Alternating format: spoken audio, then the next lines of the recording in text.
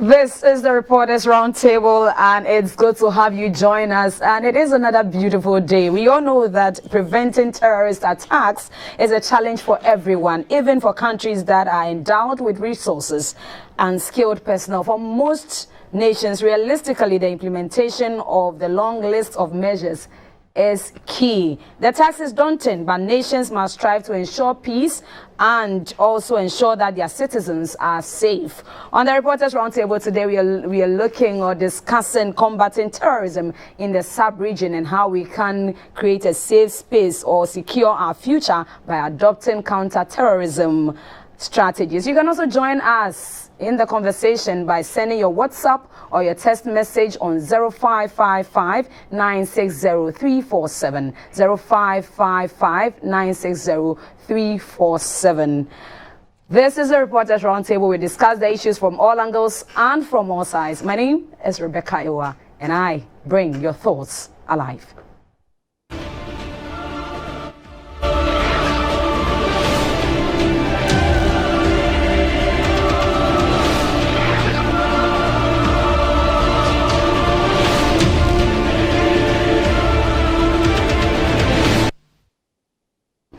With me in studio to do the discussion is Mr. George Ramsey Benamba, a man who can never be hated. He is with the Ghana News Agency. Right, with him is Mr. Richard Mensah. He is also a news editor, a senior colleague, also with Citi TV and Citi FM. Richard, we are grateful that you were able to come. Thank you. Yes, and Cliff Ekuful is also with the Ghanaian Times, the New Times Corporation. Cliff, we are looking at terrorism. How dire is terrorism situation in the sub-region? Thank you, Becky. What the security experts tell us, the situation is quite dire. And if you situate it within the fact that you have virtually almost every country in the Sahel, and then our immediate neighbors, that is Togo, Burkina, and La Côte d'Ivoire, experiencing one form of terrorist attack or the other, clearly shows that the situation is quite serious. And I think we need to take it seriously, because as of the last quarter of this year, we've recorded about 367 cases, not to add what just happened in next door Nigeria. And so if you asked how dire the situation is, the statistics itself speak for itself. And it's important that even as we discuss issues of terrorism, we engage the citizens to be alert, because it is not a child's play. It's a very serious matter that requires the concerted effort of both those we have entrusted our security into, and then we the citizens. Right, we'll delve more into that one. But Richard, how seriously should we handle this matter or tackle it? Well, with all seriousness that it deserves, because one, when terrorism thrives, it affects the security not only of the nation, but even within, the individual people who live there. And with such high levels of insecurity, it affects economic growth. And so you would want to take it that serious so that you don't deepen our poverty woes. Because once you are unable to be productive, the cycle of poverty continues, and we have to be depending on the West and all that. So to the extent that it can affect our development and growth, we must take it that serious, and nations must begin to act. And it shouldn't be on individual basis. You see, terrorism is an unconventional warfare. What it means is that it's not your necessary boots on ground attack thing that you do. So you would have to be technologically in tune with whatever is happening. You have to also collaborate, and we've seen it across the world. When the Islamic State were moving from Syria, Iraq, and all that, you had to take interstate collaboration, US and co, to be able to fight them. If you don't do that, if you don't talk amongst yourself, it becomes a little bit selfish and also unproductive. So then you will not be able to tackle it, because like he said, currently if you go to the Sahel regions, the Al-Qaeda in Islamic Maghreb, they are operating from there. You come to Burkina Faso, there are some insurgents also operating from there, and their main modus operandi is either by suicide bombing or the guerrilla tactics. They come, they attack, and then they go. It's so serious to the extent that the northernmost part of Burkina Faso is now under the control of these terrorists. They just about a week or so ago, they raided one whole village. They raided a village and almost killed everybody in there. Those who had time to run, they were able to do that. But that is how serious it is. It's getting closer, and with the porous nature of our borders, we just don't have the time to rest, because our borders allow such movements which sometimes escape the eyes of the security services, and also because of our interconnected nature, the way we live, there are times that these people can just infiltrate, and they are there because we see them as brothers, and that is it. So it's really, really serious. Recently there was an incident in Togo, that's very close, Burkina, Ivory Coast, Nigeria. Now, as for Nigeria, their case, it's in a different realm altogether. Yeah, and when you look at it and you just go around, it doesn't look too good, which means that action must be taken. And I believe, and I know that government is taking some steps towards that. At least recently, there was this launch of see something, say something. My only appeal is that it should be taken online as well, because most of this time, especially the religious extremists, they express. You are able to trace their thinking through their social media posts and all that. So it's not just about seeing the person. And yes, see something, when you see, you report and all that.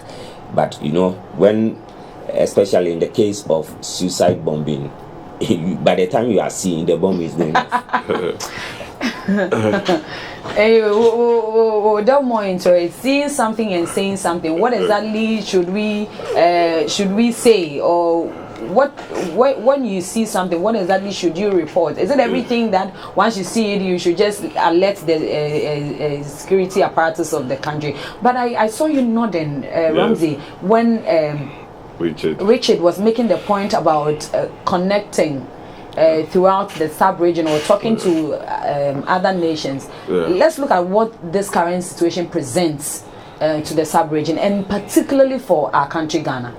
What it presents to me is that when you sleep in the midst of enemies, you must leave one eye open, because we are surrounded by countries that have been attacked. We are more or less an island now, but that is not enough, because we shouldn't be complacent by saying that we have not been attacked. It could be you, it could be me the next day. So what it means is that we must get prepared at all times. When you leave one eye open, it doesn't mean that you shouldn't sleep. You can sleep, but just make sure that you are cautious of what you are doing. We take preemptive moves instead of waiting for the issues to escalate before we try to protect our people. I believe that if we have to grow the African trade as we have always had over the years, then this is one of the challenges we'll have to fight, because no investor outside there will be interested in coming to invest in your country when they are not sure of their security. Trade, no importer will be ready to go in for goods that to come and sell to the people when he's not sure of the people, the security of the people there. So I believe that it's a threat to every aspect of life, including our economy. And if trade and investment are not going on, definitely it will have very telling effects on our economy. And this is why we must guard against. We must do this by always setting up preemptive moves rather than waiting to do. We must be proactive, as I should say. We must be proactive and avoid complacency. I believe that if we are able to keep our heads at that level, we'll be able to surmount whatever the challenge is. But one may ask, what has accounted for this recent spate of insecurity within the sub-region? Well, you see, you have to look at the general issue of security within the global perspective context. Terrorism has been with us for a very long time. We used to remember the hijacking of aeroplanes and all that. Probably what changed the narrative was the 9/11 in the United States of America. And that particular incident actually heightened the alertness of the world on issue of insecurity. So the underlying factors, some are religious, geopolitical, some are economic. Probably within the sub-region, ours, depending on which side, if you talk about next door Nigeria, you are talking about the Boko Haram group. Then you situate that within the interreligious differences. Then in the Sahel, largely, if you watch the parent organizations that are behind the insurgents or the violent extremists in the Sahel, then you realize that I think it is more of the power and control. Who controls what economic resource? And that is why sometimes you hear some commentary. People often make run the commentary that it's possible that you have some of these superpowers in there fomenting troubles, because you are talking about Mali, you are talking about Niger. Niger has large deposit of uranium. Burkina Faso has large amount of gold. And so it's about who controls the economic resources of those areas. So largely, the factors that have influenced some of these insurgents, like I've said, may be religious, may be economic. But if you follow closely, the current spate we are witnessing, largely influenced by the economics of the terrorist activities. Who controls what? Don't forget. To whose gain? Yeah, don't forget, currently, in our part, the question will be, why have they moved from the Sahel and are pushing towards the south? We have what we call the twin trouble, or the twin terror of piracy in our waters on the Gulf of Guinea. And then you have the insurgents moving from the Sahel down. It is all about controlling the resources. Yes, the resources are largely on the land. Once you have the resources on the land, how do you ship those resources out? So who controls the sea and who controls the land is very, very important within this whole setup we are having to deal with. And I think the danger is if we are unable to get a lot of our youth to participate within the economic activities. That is where I foresee the real danger for us as a people. Because of course, once people move in and they tell you it's about the economic survival of you as an individual, the temptation for you to join, because then the belief that your survival, your economic survival will depend on them make it easy, attractive for you to join those groups. But very, very important, even as we look at the issues, it's important that we focus on what is the pull factor for them, which is mainly the economic. Yeah. But Richie, is Ghana ready to deal with this challenge? Do you see that we are ready? Well, we have no, how do I say, we have to be ready to deal with any challenge, especially when it has to do with the security of the nation. And like I said, it affects every sphere of life. So yes, the push factors is a complex combination of socio-political issues. So i.e. places, when you evaluate some of the places, it's either bad governance. And what is even making it worse is that now the whole continent is having a lot of youth who are unemployed. Yeah. In fact, in our own situation in Ghana here, over 400,000 graduates get into the stream every year. The statistics have shown that it's only 1% or so that gets something doing. For some of them, for 5 years, we only have that statistics that only 1% just having work to do. Now, it creates fertile grounds for actors within this unconventional warfare to thrive. So they are easily able to convince such people to be on their side, because guess what? He's giving you some dollar. The dollar power works. It gives you 100 or let's say 200. He wants you to go and do something. You can imagine, for 5 years you've been sitting in the house, you don't have anything doing. Somebody gives you this and convinces you to be on his side, whether religion, whether just being an extremist, because profiling suicide bombers has been very, very difficult. Very difficult. You profile, you won't understand why they will do it, because some will do it based on religion, others are doing it just to cause confusion, that kind of thing. But if you don't deal with the structural problems, and you are not seen dealing with the structural problems, you present yourself a big disservice.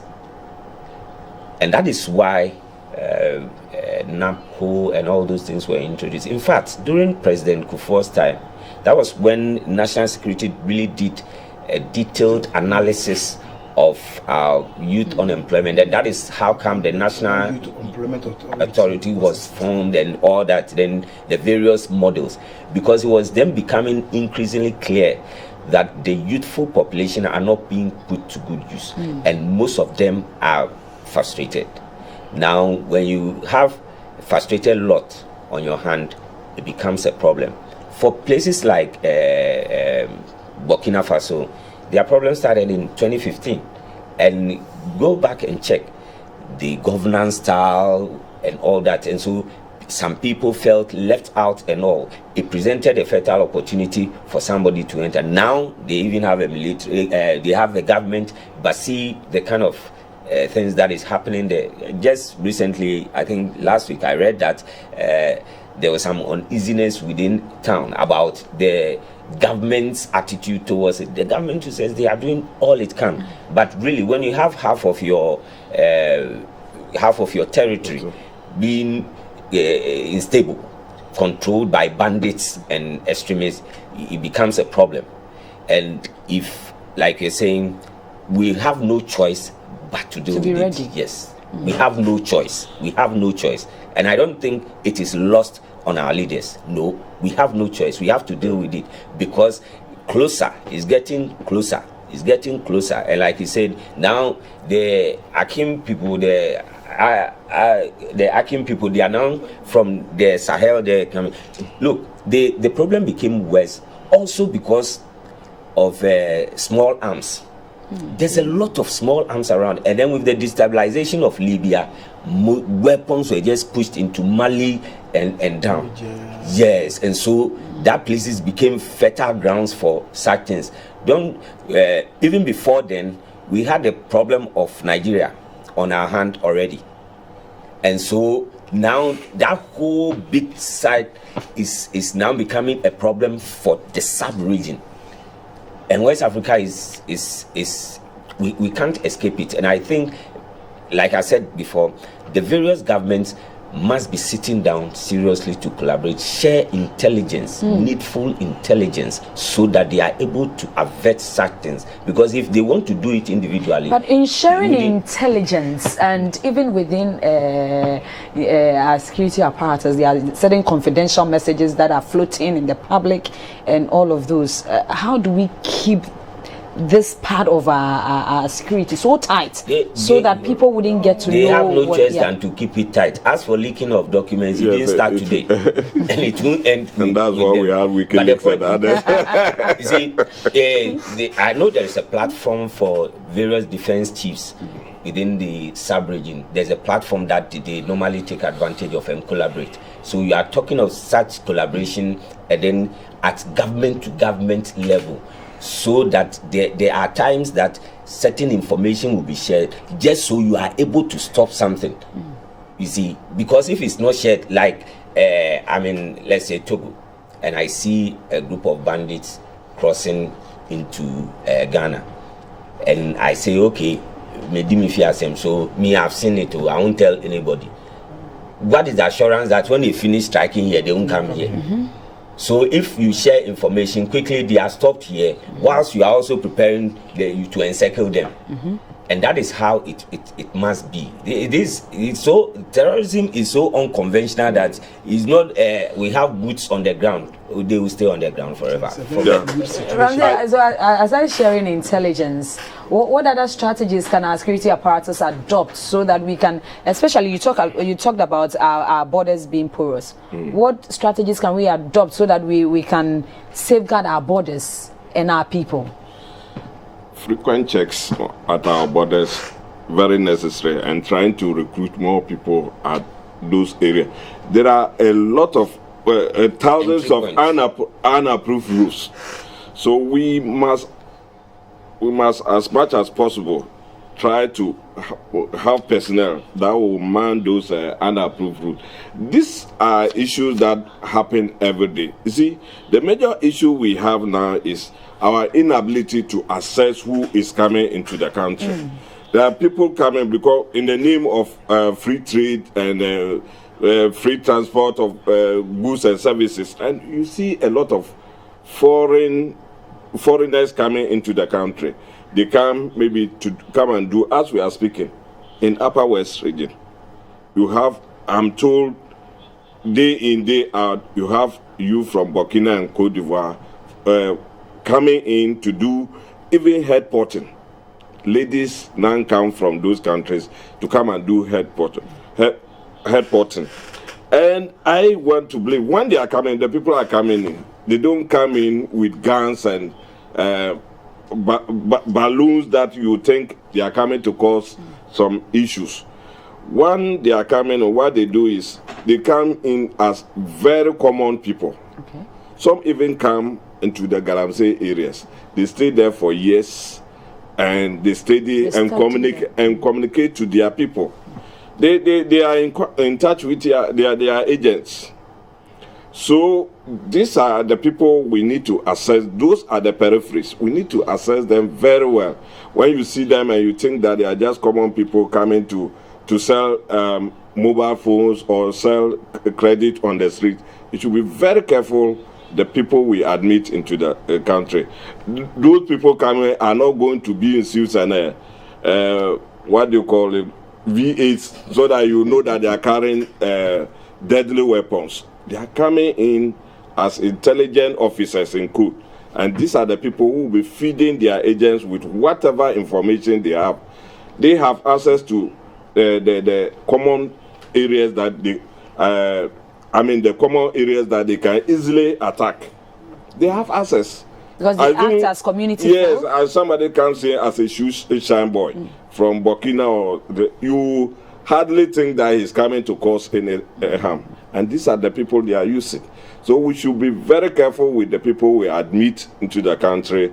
We should be watchful of what they do on daily basis, where they sleep, how they make a living. We should track all those things. If we are able to track most of these movements, at the end of the day, I think we will make some headway to then that brings in the issue about seeing something and saying something. It is very clear that government alone cannot deal with this challenge. What role should even citizens play? Let me take that off. Okay, please. Yeah, I just wanted to add that I realized that National Commission Civic Education, NCC, they are currently carrying out some educational programs on this see something, say something, and they are educating the people to be aware of the people they see, and when they see people with suspicious characters, they should be able to report to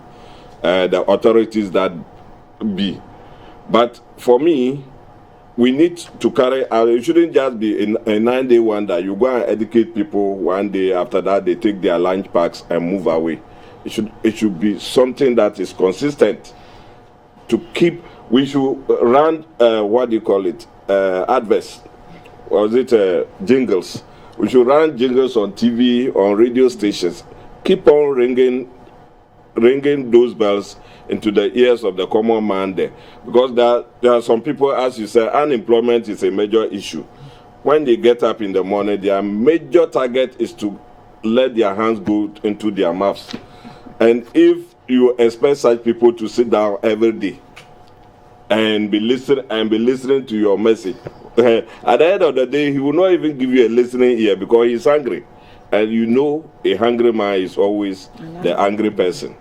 So we need to keep track of every movement of people that we see on daily basis. I don't know whether there will be some special training for people at the borders too.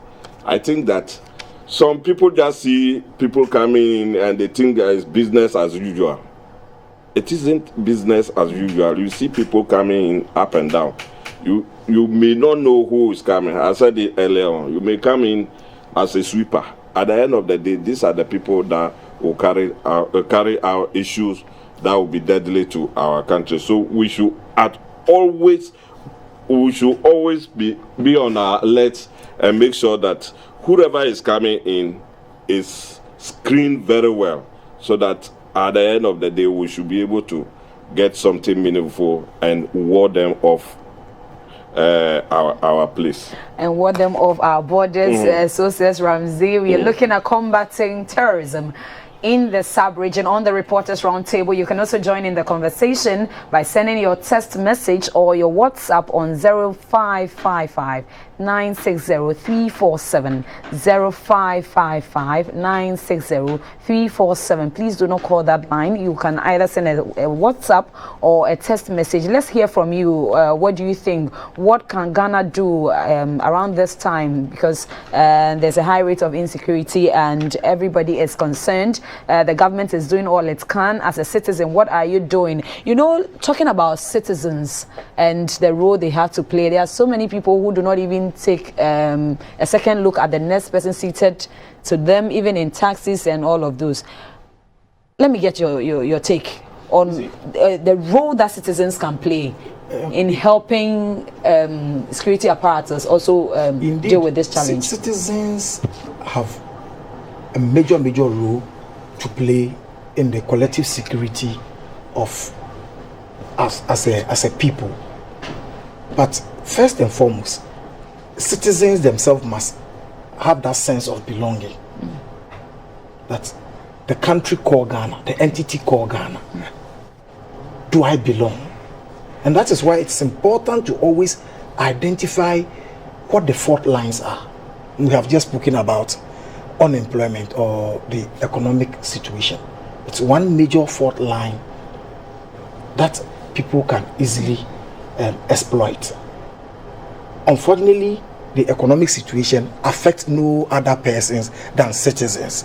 And if they feel disenchanted about the economic situation, then you lose the sense of belonging. They lose the sense of belonging. Once they lose the sense of belonging, country broke, country no broke.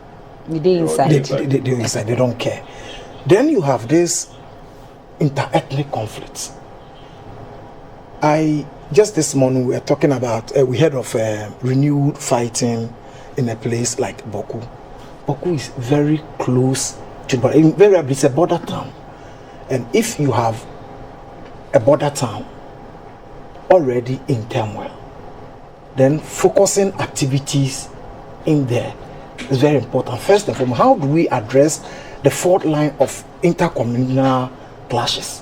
What exactly is the problem? Aside that, I think it's more one of the major challenges is the mini chieftaincy disputes. Thank you. So then it becomes a fault line. How do we address some of these things? Because if we allow those things to fester, that is how people exploit the situation. So it's very, very the elders important. will tell you that when siblings fight to death, it is the stranger that will inherit the property. So yes, it is our collective responsibility as citizens of the country.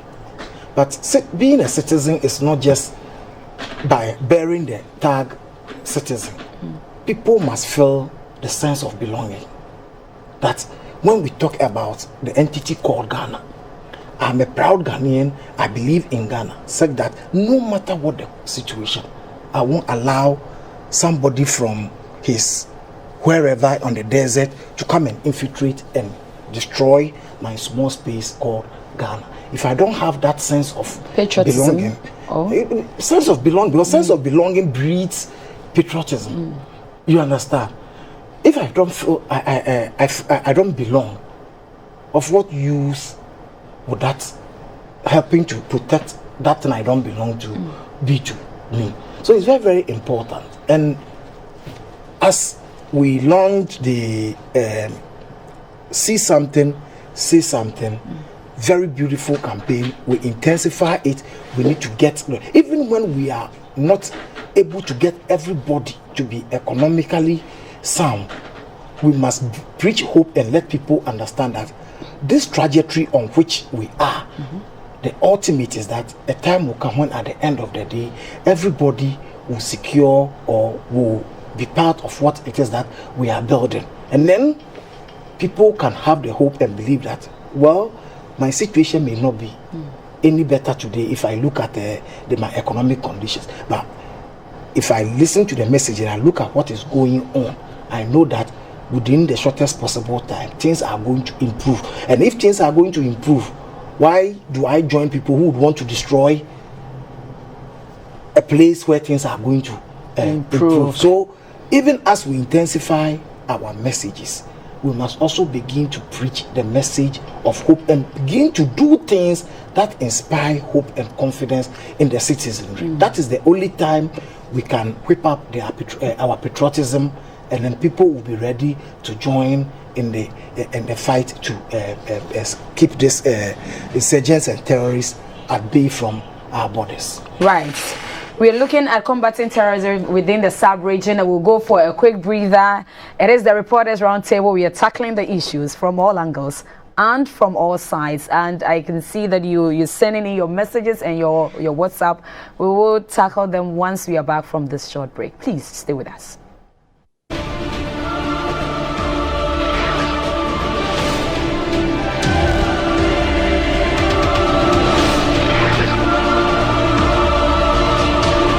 Dr. Ted Spear, pastor of the Fundamental Baptist Church International in Kumasi, Ghana. I'd like to welcome you to join us here on GTV every Saturday morning from 6:30 to 7 a.m. Please join us as we discuss the scriptures each and every Saturday morning. God bless you. Kings and nations tremble at his voice. All creation rises.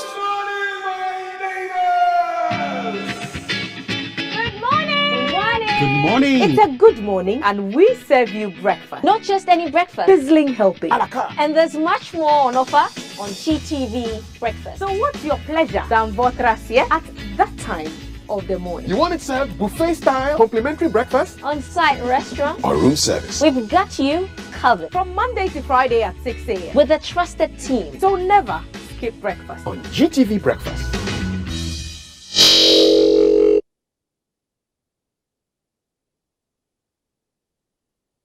Thank you for staying on. In case you just joined us, we are tackling the issue of combating terrorism within the sub-region, and my guest, ably seated, are helping us dissect the issues. George Ramsey from the Ghana News Agency, Richard Mensah from Citi TV, Citi FM, and also Cliff Ekuful from the Ghanaian Times. And I have some of your submissions here. Let me read them quickly. This one says, my brothers and sisters, I'm watching you from South Sudan. From WA, we have slots and we have a lot or much work to do from Hamile Nandom Jirapa in WA. We need much education, and I know if the education gets to them, they will understand very well. If not, we will cry tomorrow. That is all what I have to say. See something, say something should be sent to every primary school in the Upper West region. Don't also forget about Wichao. Is that, yeah, where the Hippo sanctuary is. I know people are listening from WA and they know what I'm saying. You can contact me afterwards. Right, I will do so afterwards. Unfortunately, you didn't add your name. Please, let's not call the line. Kindly send in your text or your WhatsApp so that it can be read right here on set for you. And this one is coming from someone all the way from South Sudan. And if anyone will attack us from the north, it will be around Black Volta and Boli, where our soldiers need to do much work. I believe the intelligence is aware of that. So this one is coming from somebody right from South Sudan and giving us a tip. So if the security apparatus of this nation is watching, then it is something you need to take up seriously. Please, good afternoon. I am Samuel from Asante Achema Gogo. With respect to the issue, the best way to address it is job creation and to release the youth of the country from their hunger. Thank you so much, Samuel. And that one is coming from Asante Achema Gogo. Okay, Nana Ekuyamwa Boateng, Ablekuma Central, aka Dr. Bawumia. Security is a shared responsibility. If you see something, you have to say something. Anyway, regards to everybody on set, my name is Nana Ekuyamwa Boateng from Ablekuma Central. So security should be a shared responsibility so that we all can also do our part. This one says, please, I think the government should insist on churches fixing CCTV camera in every church as they insist on COVID-19 safety measures. It will also help us, because once we congregate at churches, that is also prone to attack. So the government should insist once they did for COVID. And this one is from Mole from Agbogba. Mole, thank you for that message. This is all I have to say. Officials should come and see Ashama Market. How Malians, Nigerians, Burkinabés have almost taken over the market streets. Just come and take a look. And we are also inviting terrorists by the people we accommodate in our country. So let's be watchful. Our borders needs to be strictly taken care of. This one is from Francis from Tema. Francis, we are grateful for that message. You can keep your messages coming on 0555 960-347. Let's look at the counter-terrorism strategies.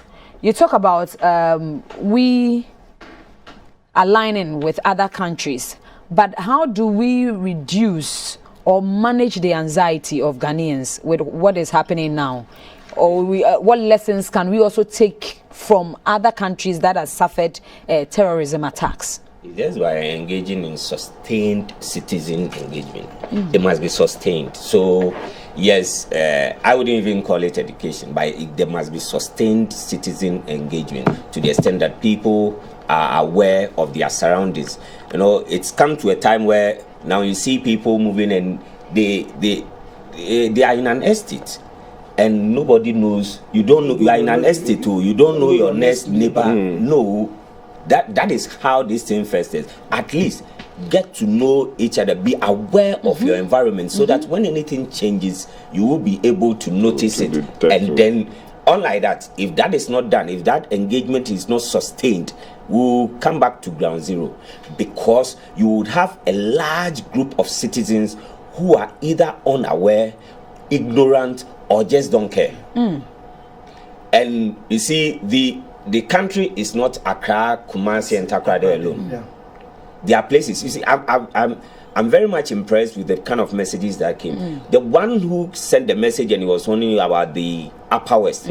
All the towns he mentioned are border towns. People walk. They walk like this. They walk cross, go and come cross. Go and buy salt and come back. It's been normalized to the extent that it's a major security challenge.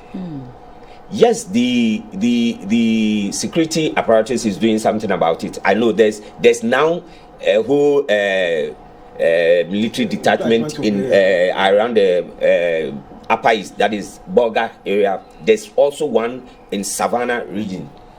But all this, without the help and without the constant engagement of citizens, will get to zero. So if the citizen sees and he says he won't talk, the security man is not a magician, unless they are flying some drone. And so some of the time, when people become aware of their environment, it becomes easier managing such things, including the anxiety. One, you only throw people into such state when they don't really know what is happening. But I think now the engagement is starting with the see something, when you see, you report, and also the awareness by people who even live there. And like I said before we went on the break, the chieftaincy disputes doesn't do us any good. It's a major fault line. It doesn't do us any good. Like you said, you wake up in Boku and then there's some gunfire. So the next time you hear gunfire, you might be thinking is a normal thing. Meanwhile, that might not be the normal thing. Somebody has just managed to infiltrate. And you see, because it's such a fertile ground, it's far easier for them, the actors, to be communicated to engage in such heinous activities. And I think sustained citizen engagement and just staying to the fact will reduce the anxiety. Right. I would want us to delve more where people congregate: stadiums, churches, mosques, and all of those. I'll come. Let me take few messages here. This one says, I'm Kobe from Agri Memorial AMA Zion. How can those in schools where they are prohibited to use phones what can they do to combat terrorism? That is what Kobe is asking. Just as we are saying, where people congregate, schools, churches, mosques, what would they do? Because they don't use phones. How do they see something? How do they say something? Good afternoon, panel members. Please, are you aware that some of our private securities are recruiting foreigners as security men? That is a topic for another day. How is it? How it borders on this, because it's also crucial to our security. Yes, because you don't know who is taking intelligence out. Let's say this one from Dunkwa on offense says Ghana's national security should be vigilant and up and doing. Bribery as a behavior of certain security agencies in the country will only pave way for the terrorists. Chinese who find themselves in Ashanti area will simply tell you that Ghana police, money. That is look at that. So it means that when you pay, you are giving the way. So as security men, please, let's get our ass together and give a good account of ourselves. And this one is coming from Dunkwa Onofin. Your name you didn't add, you only added the town from which you're sending this. This one, we can't prevent this by not allowing foreigners to cross our border into Ghana. My name is Nora, thank you so much. Ramsey, let me get your take on where people congregate. Yes. Churches, mosques, schools. I think one of the texters sent us a message suggesting that they should fix CCTV camera. I think a lot of churches in the country have already started doing that. I don't know I of think the ministry announced an exercise to start engaging the private security people for the churches, especially those that have a large gathering almost anytime they have service. Yeah. So before you come to your submission, this one says, I'm Israel from Bogatanga. Any issue about the state is not for the government. We, the people of Ghana, should also help the security agencies by not just pranking them. See something. Say something. I want to appeal to the security agencies if they can also recruit more personnel. This is because the people really want to help, but the opportunity is not given. Israel from Bogatanga sent that one. Yeah, so we can strengthen this by putting up CCTV cameras, as somebody suggested. But I also think that internal security is very important, and in as much as possible, the mosques and the churches should try to have fence walls, because when they have fence walls around their churches, definitely they will put their internal security people at the gate. So whoever is coming, in most churches, they know a lot of their congregation. They know the church members who come in. So when people come in and they are strangers, they should be screened at the gate before even getting into the church premises. I think if we are able to put out these measures, at the end of the day, we might succeed in getting them away from our main churches and mosques in the country. If we don't do this, then we will invite. Screening is important. Even for our borders, the screening must be proper and thorough. It must be proper and thorough, because without that, people will just slip through. Yes, we have the porous borders, but they are even dealing with it. Coincidentally, today is African Borders Day, where the AU has a platform that various African countries, having noticed the porosity of their borders, are now collaborating to see how they can block the loopholes. So once you do that, you screen very well, you engage the citizen actively, you are going somewhere.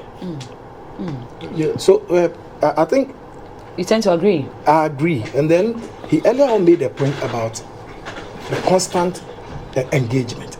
Very important. Sustained engagement. Very important. And as we engage them, we begin to understand. For example, when I was in the Upper West, one of the ways people smuggled fertilizer was loading bags of fertilizer at the back of a donkey, and then the donkey, unaccompanied, crosses over to the other side. The other side. You understand? Donkeys were that people are specialized in that. So you may see a donkey with large goods at the back crossing. Will you be able to stop the donkey to question the donkey? Fortunately, it was moving from Ghana to Burkina. As part of our sustained engagement, is it possible now to let them know that, yes, we know you used to smuggle, but when the donkeys were coming back, they used to come back empty. Now, when you see the donkeys coming back into their country with loads, just as they sent in there, can we begin to alert so that people can monitor and all this? So it is very important, the sustained engagement. And then the gentleman who spoke about the Bole area, of course, that is the part that's a border with La Côte d'Ivoire. And interestingly, that was the area where the disturbances about 10 years ago in Burkina. So you have a lot of arms in there. That stretch along the Black Volta through Wichao, through to Lora to Nandom.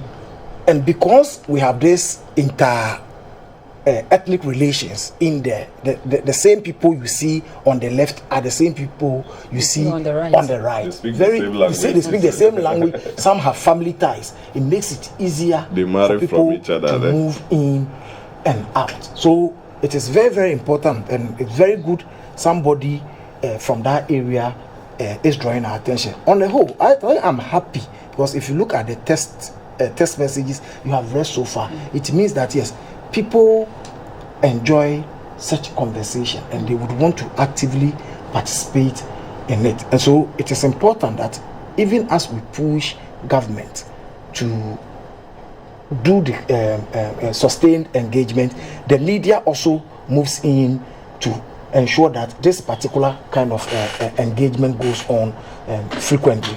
Right. This one says, please, with much respect, how far are you or the security guards will be helping us either respond to the assistance? See something, say something was put up. So if you see something, you want to say something, you need to call 999, and it's there right on your screen, so it will help you. If you see something, say something. This is coming from the Ministry of National Security, and it's a campaign that is ongoing. You hashtag, you see something, you say something, and call 999, and they'll respond to you. This one says, my dear, your panelists are very good with in analysis and everything. They should tell the government to build our borders and make it strong. Thank you very much. Good afternoon. Please, this is Mustafa from Mataheko. Tell our politicians to stop interfering in security services. It's also another way to help us work around our borders. Good afternoon, panel.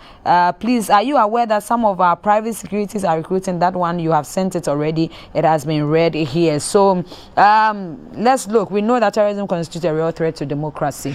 But in a second, my time is up. I give it to you and you, because Cliff has spoken. Can we make progress in our efforts to combat terrorism?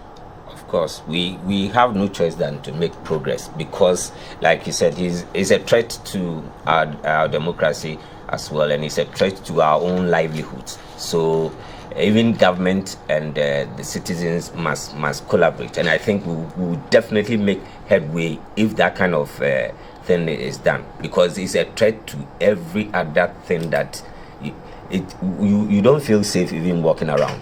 And I don't think we want to exchange our current peaceful nature to anything like that. Ramsey?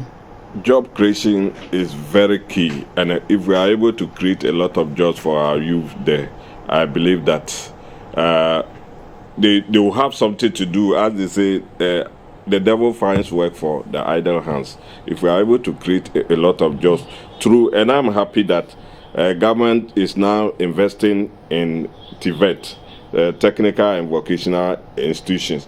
I believe that a lot of them will come out doing their own thing rather than seeking jobs from the government sector, and that will go a long way to solve the unemployment problem. Right. It is it is a concerted effort, and we all have to put our hands on deck to ensure that we combat this terrorism situation, the insecurity within the sub-region, particularly for our country, our beloved country, Ghana. I have been doing this here. My name is Rebekah Awuah, and I have been doing it with George Ramsey Benamba with the Ghana News Agency. Richard Mensah is with Citi TV, Citi FM, and Cliff Ekuful with the Ghanaian Times, and we have been ably assisted by our technical hands, and they do the magic behind the scenes, so you can see this in your homes and online at the Ghana Broadcasting Corporation Facebook page. God willing, next week we'll come your way again with another exciting edition of the Reporters Roundtable. See you.